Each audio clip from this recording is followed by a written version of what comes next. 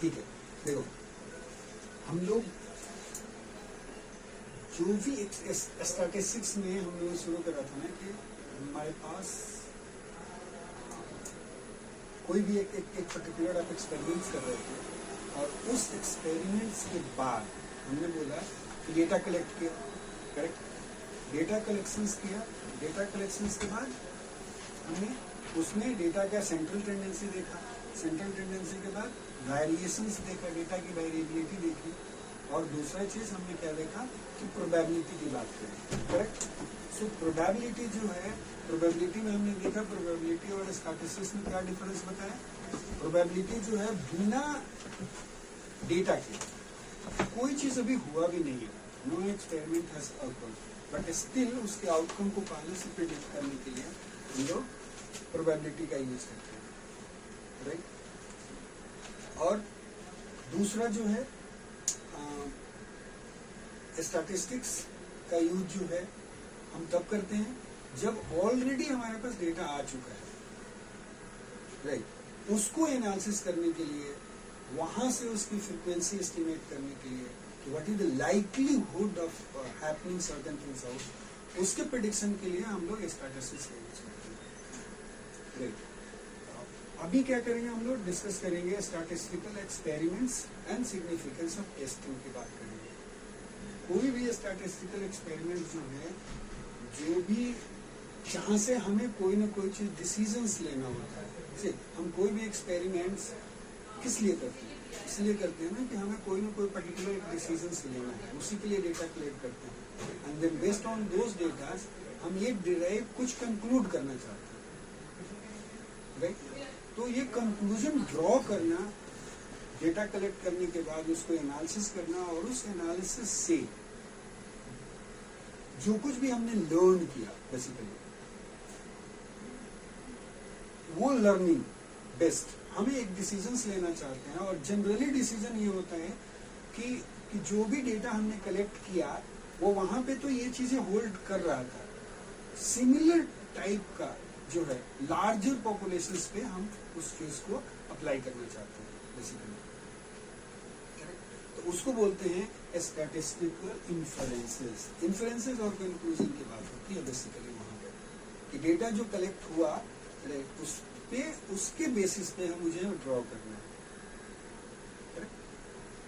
General जो pipeline जो है, जो ड्रॉ करने का जो तरीका है, स्टैटिस्टिक्स बेस्ड इन्फरेंसेस जो है ड्रॉ करने का जो पाइपलाइन है, पाइपलाइन का मतलब कि एक के बाद एक इवेंट क्या करोगे। इट एग्जिस्ट लाइक, पहला काम क्या है कि फॉर्मुलेट द हाइपोथेसिस।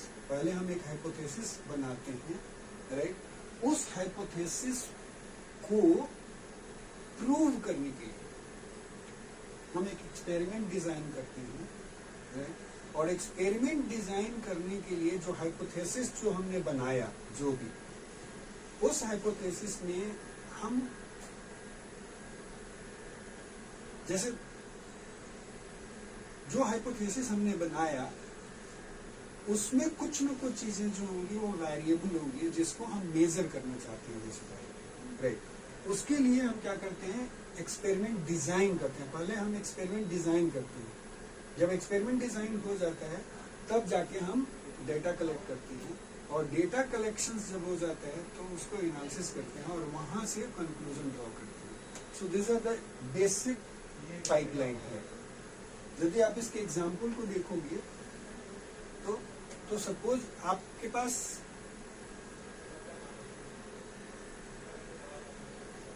आप एक कॉमन एग्जाम्पल ले सकते हो। सपोज करो कि तुम लोग इमेज प्रोसेसिंग पे कोई काम कर रहा है, राइट। और कोई एक ऑलरेडी एग्जिस्टिंग मेथड है, जैसे हमारे पास जो क्लिनिशियन जो यूज करते हैं, एक टूल यूज करते हैं, विंडो लेवल एडजस्टमेंट्स करते हैं, उसको कंट्रास्ट एडजस्टमेंट टूल भी बोलते हैं। तो उस टूल में क्या है कि वो लोग इमेज जो भी आता है उसको चेंज करके उसको रिव्यू करते हैं। तो उसमें दो ही चीज चेंज होता है, एक चेंज होता है ब्राइटनेस और दूसरा चेंज होता है कॉन्ट्रास्ट, करेक्ट। अब ये जो मेथड जो है वो आपके पास स्टैंडर्ड मेथड है, और आप कोई ऐसा मेथड बनाना चाहते हो और आप ये सोच रहे हो कि मेरा रिजल्ट जो होगा उससे बेहतर होगा। तो दो तरह की चीजें बन के आएंगी, जैसे A/B टेस्टिंग उसको बोल रहे हैं हम। पहला क्या कि एक ऐसा प्रोसेस है जो स्टैंडर्ड प्रोसेस है, मुझे ऑलरेडी पता है, ओके, ऑलरेडी पता है, जो जैसे window level contrast adjustment tool, और आप एक अलग मेथड ये करना चाह रहे हो कि जहां से मान लो कि ब्राइटनेस उसकी बढ़ सकती है या इमेज का कॉन्ट्रास्ट इंप्रूव हो सकता है, तो वो आपका एक मेथड B मेथड हो जाएगा। और आप क्या करोगे, तो ये आप पहला क्या है, फॉर्मुलेट हाइपोथेसिस। आपको एक हाइपोथेसिस बनाना है, तो वो हाइपोथेसिस जो आपका क्या हो सकता है कि जो आप इमेज प्रोसेसिंग मेथड जो आप इन्वेस्टिगेट करना चाह रहे हो, लेट्स से फॉर एग्जांपल आप DSR अप्लाई करना चाह रहे हो, यहाँ कह सकते हैं कि हम जो डिजायर्ड रख रहे हैं, डिजायर मतलब कि जो तुम एक स्टैंडर्ड तो ऑलरेडी एग्जिस्ट कर ही रहा है, कर रहे हैं, तुम ऐसा सोच रहे हो कि उससे बेहतर मेरा ये मेथड हो सकता है, राइट, तो एक दूसरा मेथड हो गया, समझ गए। तो अब आपका हाइपोथेसिस हो सकता है कि भाई ये मेथड जो स्टैंडर्ड मेथड है उससे बेहतर होगा, राइट। अब वो उससे बेहतर होगा तो किस टर्म में बेहतर होगा, लाइक उसके यदि मान लो कि मैं यूज करता हूं तो इमेज का ब्राइटनेस बढ़ जाएगा, एक छोटा सा एग्जांपल लेता हूं, ब्राइटनेस बढ़ जाएगा, और स्टैंडर्ड टूल जो है उससे जितना भी ब्राइटनेस आ रहा है उससे बेहतर ब्राइटनेस जो होगा हमारा डायनेमिक स्टोकास्टिक रेजोनेंस यदि यूज करूंगा तो मेरा बेहतर हो जाएगा, राइट। तो dynamic stochastic resonance will become B और स्टैंडर्ड विल बिकम A, या इंटरचेंज भी हो सकता है, A might be the DSR, B might be the standard experiment, ऐसा हो सकता है। आपका हाइपोथेसिस ये हो सकता है कि मेरा DSR जो है वो बेटर रिजल्ट देगा, समझ गए, और किस टर्म में बेटर रिजल्ट देगा, नहीं, इन टर्म्स ऑफ मान लो ब्राइटनेस, करेक्ट। तो आपका हाइपोथेसिस आपने फॉर्मुलेट कर लिया, राइट, और आपने बोला कि इन टर्म्स ऑफ ब्राइटनेस जो होगा वो जो है बेहतर रिजल्ट देगा। कोई भी हो सकता है, कोई भी एक ले लेते हैं फॉर एग्जाम्पल, तो यदि मान लो कि ब्राइटनेस के टर्म में यदि बेहतर रिजल्ट देगा तो सबसे पहले हम क्या करेंगे, हमें इस ढंग से एक्सपेरिमेंट डिजाइन करना पड़ेगा, राइट, कि हमारा ब्राइटनेस मेजर हो पाए, समझ गया, और उसी के लिए मुझे डेटा कलेक्ट करना पड़ेगा। एक्सपेरिमेंट ऐसे डिजाइन करना है कि मैं ब्राइटनेस का डेटा जो है दोनों ही एक्सपेरिमेंट में कलेक्ट कर पाऊं, समझ गए। जैसे कंट्रास्ट इनहांसमेंट टूल जो है उससे चेंज किया तो कितना ब्राइटनेस आ रहा है, और DSR का अप्लाई किया तो कितना ब्राइटनेस आ रहा है, तो हमें क्या करना है, ब्राइटनेस ही मेजर करना है, ब्राइटनेस का ही वैल्यू कैलकुलेट करना है, समझ गए। और किस पे लगेगा, इमेज, एक सेट ऑफ इमेज मुझे चाहिए जिसके ऊपर मैं दोनों ऑपरेटर लगाऊंगा, समझ गए, करेक्ट। ये चीज जो होगा यही से डिजाइन ऑफ एक्सपेरिमेंट कैसे करूंगा मैं, जैसे मान लो कि DSR में भी आपके पास बहुत सारी चीजें चेंज करने के लिए है, so you will fix up somewhere, कुछ ना कुछ वैल्यू आएगा, करेक्ट। तो उस पर्टिकुलर पैरामीटर पे जाकर के दोनों को आप एनालिसिस करोगे, राइट। सेम ऑपरेटर लगाया, DSR से ब्राइटनेस जाकर के मेजर किया आपने इमेज का, राइट। अब दो ब्राइटनेस, दो डेटा सेट आपके मिल गए, और ब्राइटनेस का वैल्यू जो है आपके एक टेबल में मिल गया कि by method A by method B, correct. ये जो है आपका DSR का है, और ये मेथड जो है मान लो कि स्टैंडर्ड टूल जो भी आप यूज कर रहे हो, स्टैंडर्ड मेथड है जो अभी एग्जिस्ट करता है, जो रूटीन प्रैक्टिस न्यूक्लियर मेडिसिन में होता है। आ गया।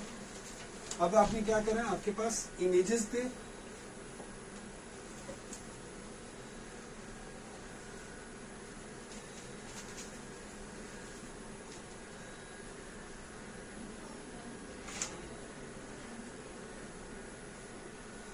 यहाँ पे आ जाएगा आपके पास इमेज 1। स्टैंडर्ड मेथड से जो भी ब्राइटनेस का वैल्यू आएगा आप यहाँ पे लिखोगे, यहाँ पे इसका एक वैल्यू आएगा, right. Image number 2, serial number 2, इधर ब्राइटनेस का वैल्यू आएगा। इस तरह से आपका पास डेटा जो है वो कलेक्ट होकर के आएगा। सिर्फ जितने इमेज लोगे डेटाबेस में, दोनों से आपने ब्राइटनेस के वैल्यू जो है वो कैलकुलेट करना, करेक्ट, समझ गए? तो आपने समझ लिया। पहले फॉर्मुलेट करना है हाइपोथेसिस, कि आपका फॉर्मुलेट करना है, हाइपोथेसिस बनाना है। हाइपोथेसिस बना लिया कि मेरा मेथड बेहतर हो सकता है, उसके लिए एक्सपेरिमेंट डिजाइन किया कि मैं कौन सा इमेज लूंगा, ब्राइटनेस का मेथड क्या होगा, कैसे कैलकुलेट करूंगा, वो सारा डिजाइन ऑफ एक्सपेरिमेंट्स में आ गया, राइट। डिजाइन ऑफ एक्सपेरिमेंट्स के बाद हमने ब्राइटनेस का वैल्यू कैलकुलेट कर लिया, that will come under the collection of data.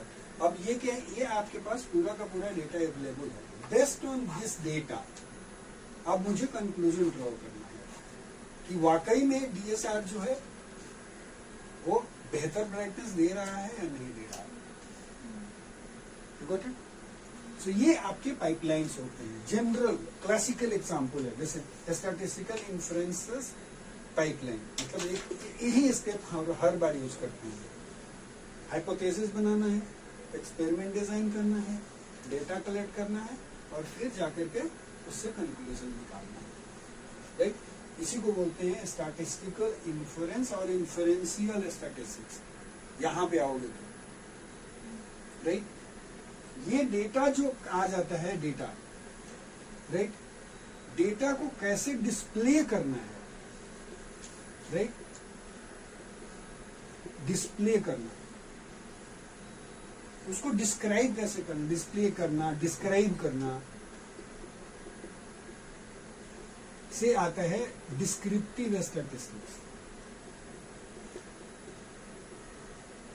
तो स्टैटिस्टिक्स के बेसिकली जो है वो दो ब्रांच है। एक डिस्क्रिप्टिव है, डेटा कलेक्ट जो होता है, राइट, उससे डिस्क्रिप्टिव बना, डिस्प्ले कैसे करना है, डिस्क्राइब कैसे करना है उस डेटा को, उससे कंक्लूजन कैसे ड्रॉ करना है, वो आएगा इन्फ्रेंशियल स्टैटिस्टिक्स। और स्टैटिस्टिक्स का थर्ड पार्ट है ये। स्टैटिस्टिक्स के एक्चुअली में 3 पार्ट है, एक दो नहीं है। Yes, formulating the hypothesis, designing the experiment, this is one part. Another part जो है डिस्प्लेइंग और डिस्क्राइबिंग योर डेटा, करेक्ट। और तीसरा पार्ट है yes, drawing conclusion based on the our data collections. तो इन्फ्रेंशियल स्टैटिस्टिक्स में ये चीजें हम डिस्कस करते हैं, राइट। देखो जनरली जो है A by B type of testing जो है हम परफॉर्म करते हैं यूजुअली, ओके। इसमें क्या है, ये क्या है, an A by B test is an experiment with 2 groups, 2 groups के बीच में, राइट। जैसे हमने 2 ग्रुप्स की बात क्या करी, हमने बोला कि एक window level contrast enhancement tool और एक डीएसआर बेस्ड, तो ये 2 ग्रुप बन गए, correct, between an experiment with 2 groups, correct, to establish क्या, विच ऑफ द 2 ट्रीटमेंट हो, प्रोडक्ट हो, प्रोसीजर हो, कुछ भी हो सकता है, राइट। यदि मान लो कि कोई 2 ग्रुप है, उसके ऊपर कोई ट्रीटमेंट दे रहे हैं, कोई एक स्टैंडर्ड ट्रीटमेंट है, राइट, और एक दूसरा ग्रुप है जिसमें आप ये सोच रहे हो कि ये इसका अल्टरनेटिव मेडिसिन जो है वो ज्यादा इफेक्टिव होगा, समझ गए, तो उसको दिया। ये 2 ग्रुप के बीच का टेस्ट करना कि whether this drug is more effective और नॉट। तो एज ए ट्रीटमेंट का एग्जांपल हो सकता है प्रोडक्ट, मान लो 2 ब्यूटी प्रोडक्ट्स हैं, कौन सा बेहतर है, राइट, उसके बारे में डेटा कलेक्ट करना, 2 ग्रुप बना देना, दोनों ब्यूटी प्रोडक्ट को देना और उससे रिलेटेड डेटा कलेक्ट करना। So it can be use for this also, it can be use for the 2 procedures also. 2 procedures, जैसे मान लो कि हमने आपका इमेज प्रोसेसिंग में नॉइज क्लीनिंग के मेथड्स देख लिए, might be the example of finding it out the harmonic mean based noise cleaning और geometric mean based noise cleaning, which one is better. So again 2 group हो गए, data एक ही है लेकिन 2 प्रोसीजर हैं, एक ही चीज को ये करने के लिए, डीनोइज करने के लिए, इमेज को डीनोइज करने के लिए, राइट। तो उसके बीच में कौन सा सुपीरियर है उसको जानने के लिए इस टाइप के टेस्ट डिजाइन करते हैं। A by B, A by B का मतलब एक प्रोसीजर, एक ग्रुप, दूसरा ग्रुप, ठीक है। अच्छा, ठीक है। कुछ इंपॉर्टेंट टर्म्स जो हैं वो स्टैटिस्टिक्स में बार बार यूज होते हैं, राइट। और ये जहां पे भी टर्म आएंगे उसका क्या मीनिंग है वो समझना जरूरी है, ओके। उसकी अंडरस्टैंडिंग इम्पोर्टेंट है। पहला ट्रीटमेंट है, ये ट्रीटमेंट वर्ड आएगा। ट्रीटमेंट का मतलब क्या है? ट्रीटमेंट जहां पे भी वर्ड आएगा उसके लिए क्या समझना है हमें? Something to which a subject is exposed, right. Something to which a subject is exposed. अब देखो, जब भी आप एक्सपेरिमेंट करोगे तो हम पहले important point A by B testing की बात कर रहे हैं, इस टाइप के टेस्ट की बात कर रहे हैं, राइट। इसका मतलब ए बाई बी टेस्ट का मतलब मैंने बताया कि दो ग्रुप है, राइट। और उस केस में दो ग्रुप में हम किसी ट्रीटमेंट के इफेक्ट को, जैसे मान लो कि कोई भी एक नई मेडिसिन आई है किसी भी डिजीज की, मार्केट में अभी लॉन्च हुई है और एक पहले से उसका स्टैंडर्ड ट्रीटमेंट चल रहा है, करेक्ट। तो दोनों के बीच में उसको डिफरेंस पता करना है, करेक्ट। तो इस टाइप का टेस्ट जो भी होगा उससे रिलेटेड स्टैटिस्टिक्स में कौन कौन से टर्म्स आएंगे, राइट, और उसका मीनिंग क्या होगा वो हम डिस्कस कर रहे हैं, समझे। सो एक पहला क्या है, ट्रीटमेंट वर्ड आएगा, करेक्ट। तो ट्रीटमेंट का मतलब है कि जो दवाई, जो भी दो आपने दवाई ली, वो something to which a subject is exposed, right. जैसे मान लो कि मेडिसिन ए, ऐसे कर लो, और दूसरा मान लो प्लेसिबो। प्लेसिबो का मतलब समझ में आ रहा है? हाँ? प्लेसिबो का मतलब कि बस कोई मेडिसिन नहीं दी, पानी दे दिया उसकी जगह पे, ये बता दिया पेशेंट को, ग्रुप को बताया कि भाई ये आपके लिए मेडिसिन है, बट एक्चुअली में वो पानी है, उसका कुछ असर नहीं होने वाला है, समझ गए। इसे कहते हैं प्लेसिबो, प्लेसिबो, राइट। और ये एक्चुअल मेडिसिन थी, राइट। अब ये मेडिसिन किसको दे रहे हो? किसी न किसी ग्रुप ऑफ पीपल को दोगे। तो बोला ना, something to which a subject is exposed. अब सब्जेक्ट का मीनिंग क्या है? देखो सब्जेक्ट क्या है?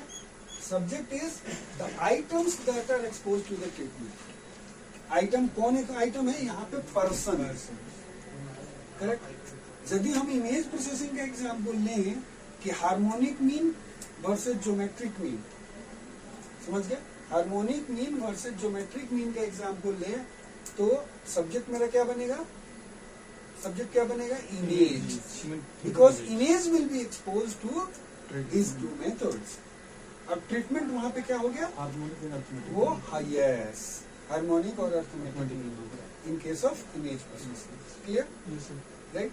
सो the something to which a subject is exposed. Subject यहाँ पे, सब्जेक्ट जो है ये कोई जरूरी नहीं है कि पर्सन ही हो, इट कैन बी पर्सन।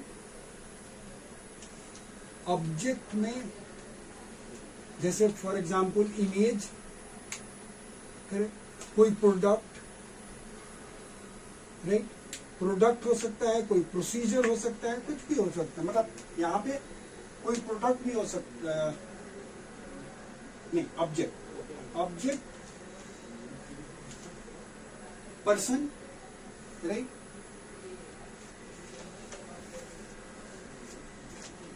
जैसे ब्यूटी प्रोडक्ट का करना है तो जो ह्यूमन पॉपुलेशन को आपने दिया, जिनको यूज करने के लिए सारी चीजें, राइट। पर्सन यहाँ पे आ गया, और दूसरे केस में, हमारे केस में, इमेज के केस में, image will be the subject to the treatment, correct. उसके बाद आया term treatment groups. A group of subject expose to a specific treatment. अभी क्या बोल रहे हैं? A group of subject, group of subjects, तो ग्रुप ऑफ सब्जेक्ट मतलब ग्रुप, एक ग्रुपिंग बना ली सब्जेक्ट्स की, राइट। सब्जेक्ट में एक नहीं है, 2 3 4 5, राइट। और एक आपने क्या करी, दूसरी ग्रुप बना ली, समझ लो। Expose to specific treatment, treatment भी जो क्या है वो स्पेसिफिक है। स्पेसिफिक मतलब यहाँ पे यदि इमेज की बात करोगे तो 10 इमेज, 100 इमेज, 100 इमेज, 100 इमेज अलग अलग हो सकता है। एक ही इमेज हो सकता है, एक ही इमेज ग्रुप ऑफ एक ही इमेज को 2 बार मेथड से प्रोसेस किया, या 100 इमेज बोनस करके बिल्कुल अलग ले लिए और 100 अलग ले लिए, और दोनों को ही, एक को हार्मोनिक से किया, एक को ज्योमेट्रिक से किया। समझ गए? क्लियर? तो स्पेसिफिक ट्रीटमेंट की बात कर रहे हैं। ये अलग अलग ट्रीटमेंट भी हो सकता है, सेम भी हो सकता है, correct? Okay, is it okay? उसके बाद आएगा कंट्रोल ग्रुप की बात आती है। कंट्रोल ग्रुप में क्या बोला कि a group of subject expose to no treatment या स्टैंडर्ड ट्रीटमेंट। नो ट्रीटमेंट या स्टैंडर्ड ट्रीटमेंट मतलब नो ट्रीटमेंट मीन्स प्लेसिबो दे दिया, कुछ नहीं किया, राइट। जैसे मान लो इमेज प्रोसेसिंग में भी आपने रॉ इमेज लिए और एक को प्रोसेस ही नहीं किया ही नहीं, लेकिन दूसरे को बताया ये भी प्रोसेस था। जैसे आप बताते हो ना कि इनपुट और उसके बीच में कंपेयर करो, तो ये ना बताओ कि ओरिजिनल है, राइट।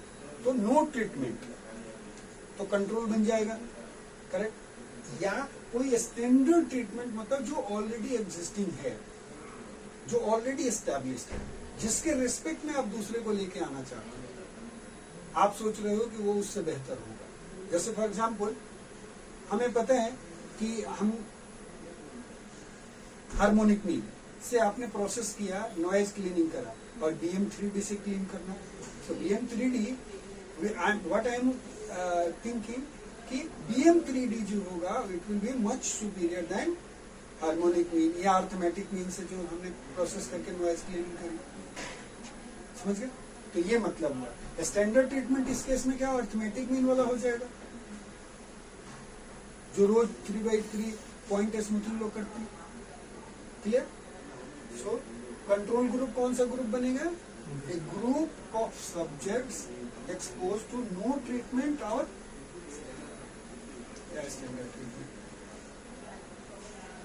करेक्ट? ठीक है। उसी तरह से पेशेंट में भी जैसे मान लो कि ये लोग करते हैं जो SPM करते हैं, तो कंट्रोल बनाते हैं कि वैसा पेशेंट जिसको कोई भी कॉग्निटिव इम्पेयरमेंट नहीं है, उनका ब्रेन का इमेज लेना, उसका एक डेटाबेस बना लेना, अलग अलग एरिया को का वैल्यू जो है, जो भी आ रहा है, अपटेक आ रहा है, FDG का है, चाहे टाउ कर रहे हैं, चाहे जो भी जिसके लिए भी आप बना रहे हो, वहां पे नॉर्मल अपटेक कितना आ रहा है उसको क्वांटिफाई करके एक डेटाबेस बना रहे हैं, स्टैंडर्ड। हाँ, वो कंट्रोल बनता है। कंट्रोल मीन्स उसके पास कोई डिजीज नहीं है, मतलब उसको ट्रीटमेंट भी नहीं दिया। ट्रीटमेंट और 2 ट्रीटमेंट की बात होगी तो नो ट्रीटमेंट या स्टैंडर्ड ट्रीटमेंट। क्लियर? नाउ उसके बाद टर्म आएगा रेंडमाइजेशन। क्या टर्म आएगा? Randomization. Randomization. So randomization is a process of randomly assigning subject to the treatment. क्या करना है? What we are supposed to do here? Process of randomly assigning subject to the treatment. देखो problem क्या है?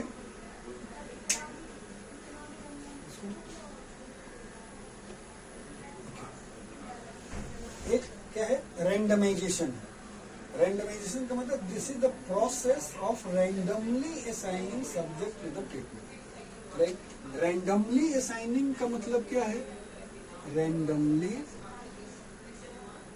Assigning subject to treatment.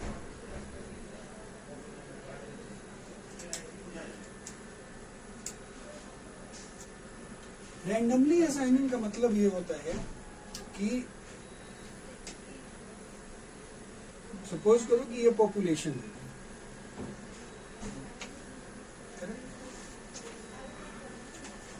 और इसमें ना 1000 लोग हैं, 1000 पीपल हैं, और इसी में से मुझे रैंडमली असाइन करना है लेट्स फॉर एग्जांपल ऐसा है। तो इसका मतलब क्या है रैंडमली असाइनिंग का मतलब कि सबको इक्वल चांस होना चाहिए ट्रीटमेंट मिलने का, right? All 1000 people, all 1000 people will have equal chance of getting selected for treatment या जैसे और getting selected for treatment.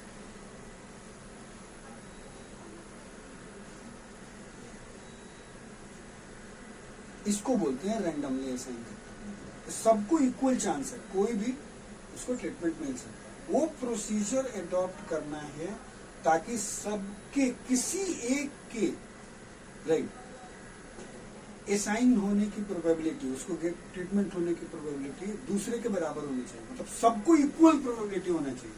All will have the equal probability of getting most likely word नहीं use कर रहा हूँ, तुम अपने से यूज कर रहे हो। इक्वल प्रोबेबिलिटी, सबकी इक्वल प्रोबेबिलिटी होनी चाहिए। All will have the equal probability of getting selected for the treatment. आप कोई भी प्रोसीजर यूज करो तब उसको बोलेंगे रैंडमाइजेशन हुआ। अब है कि रैंडमाइजेशन के बहुत सारे तरीके हैं, वो चीज जो है वो हम लोग डिस्कस करेंगे, वो देखेंगे। ओके, थर्ड यस, एक मिनट होल्ड करो उसको, स्टार्ट। हाँ ठीक है। सो ऑल पीपल यदि इक्वल चांस है, वो प्रोसेस अडॉप्ट कर रहे हो and everybody getting selected having the equal chance, उस प्रोसेस को क्या बोलेंगे? रैंडमाइजेशन से बोलेंगे। तब बोलेंगे कि रैंडमली असाइंड हुआ, तो इस प्रोसेस को रैंडमाइजेशन से। सर ये 1000 जो पीपल हैं तो इनकी तो कुछ कैटेगरी बनी होगी ना सर? हाँ मतलब मैं तो एक एग्जाम्पल ले लिया। इनको कैटेगराइज करके रखा होगा तभी तो हम रेंडमली सेलेक्ट कर रहे हैं, डाटा होगा इनका। नहीं नहीं, आप ऐसे समझ लो कि जैसे इमेज प्रोसेसिंग पे आप काम करो तो इमेज प्रोसेसिंग की बात आपको अच्छे से समझ में आएगी। बोन स्कैन का डेटाबेस है, तो यदि कोई तुम कर रहे हो ये राइट, अब मान लो कि 100 हमने ये डिसाइड किया कि हम 2 मेथड यूज करेंगे कंपैरिजन के लिए। एक मीन फिल्टर यूज करेंगे, करेक्ट, और दूसरा जो है BM3D यूज करेंगे, करेक्ट। और ये भी डिसाइड किया कि हम 100 इमेज लेंगे, 100 इमेज पे यहाँ पे भी करेंगे और यहाँ पर भी मैं 100 इमेज पे करूंगा, करेक्ट। इसके लिए भी मुझे 100 इमेजेस लेंगे और ये और बोन स्कैन लेना है, ये हमने डिसाइड कर लिया कि MDP चाहिए मुझे, करेक्ट। अब MDP क्या, मेरे पास डेटाबेस तो बहुत बड़ा है, करेक्ट। तो जितने डेटाबेस है उसमें से किसी को भी उठाओ, कोई भी उठा लो, मतलब anyone can be picked up, समझ गए? वो रैंडमाइजेशन है। ये नहीं कि आपने चूज किया कि ये थोड़ा बढ़िया है उठा लें, या ब्लैक वाला उठा लें, या ये कर ले। यदि कैटेगरी भी बनाई है आपको डार्क इमेज की, लेट से आपने डार्क इमेज की बनाई है कैटेगरी, डार्क इमेजेस की यदि आपने कैटेगरी बनाई है, करेक्ट, तो ये डार्क इमेजेस की कैटेगरी में भी अलग अलग डार्कनेस होगा, समझ गए? वो all will have the similar property. मतलब यदि चांस है उसका तो आप उसको क्या बोलोगे? ये रैंडमली असाइन हुआ। कैटेगरी बन सकती है, ऐसा नहीं। अब इमेज में भी MDP को तो फिक्स कर लिया ना, उसमें से 100 इमेज पिक करना है। अब आपको बहुत सारे 1000 इमेजेस है, उसमें से किसी भी इमेज के आने की प्रोबेबिलिटी इक्वल है, एनी टू। ये जाकर के इसको बोलेंगे कि ये रैंडमाइजेशन हुआ। समझ में आया? उसके बाद का टर्म जो है वो क्या है? Test statistics. टेस्ट स्टैटिस्टिक्स का मतलब क्या है? The metric use to measure the effect of treatment, right. जैसे हम लोग अपने एग्जाम्पल में ले रहे थे अभी कि mean filter versus DM3D, correct. यहां पे कोई ट्रीटमेंट भी हो सकता है, medicine A versus medicine B, ठीक है, अब लिख दे दिया, राइट। अब ये आपका ब्राइटनेस का आपका मेन इश्यूज था, मान लो सिंपल लिया मैंने एक टॉप, किसमें ब्राइटनेस सबसे बढ़िया है उसी के बेसिस पे मान लो कि आप डिसाइड कर रहे हो, राइट। तो जब डेटा मेरे पास आ चुका है सारा, राइट, तो एक्चुअली ये ब्राइटनेस में कितना डिफरेंस है, major the effect of treatment, मतलब DM3D यदि मैं यूज कर रहा हूं तो वाकई में ब्राइटनेस बढ़ेगा या नहीं बढ़ेगा, जो डेटा आया उसमें कौन सा स्टैटिस्टिक्स यूज करूं, राइट, वो बनेगा टेस्ट स्टैटिस्टिक्स ग्रुप में आएगा, ठीक है, उसके इफेक्ट को मेजर करने के लिए, to measure the effect of treatment. Effect of treatment क्या है, डीनोइजिंग है, डीनोइजिंग मेथड्स है, करेक्ट,